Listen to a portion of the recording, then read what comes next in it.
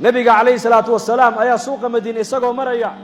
nin wuxuu arkay awr iibinaya markaasuu nabigu yidhi awrka maad iibinaysaa haa imise inta way heshiiyeen markaabuu nabigu ku yidhi soo raac awrka lacagtiisii baan ku siinaya waa nin reer baadiyaha ma garanaya nabiga sal alla alay slam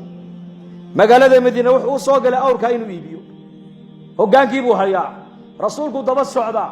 markaabuu nabigu degdegay maadaamuu nabigu xaq lagu leeyahay wuxuu doonayaa inuu ninkan horey lacagtiisa u siiyo ninkii reer baadiyana aayar buu u socdaa maadaamuu safar ka soo galuu soo daalay aayar buu u socdaa uu daba bildhaansanayaa markaabuu nabigu soo daymooda wuxuu arkay ninkii oo nin kale la taaganoo awrkii ka iibinaya markaabuu nabigu soo noqday wuxuu arkay ninkii oo lacag loo tirinayaba markaasuu nabigu ku yidhi war xaggee soonagii kala iibsanay ma ninkii reer baadiyaa yidhi gamaad iibsan markaabuu nabigu war waan heshiinay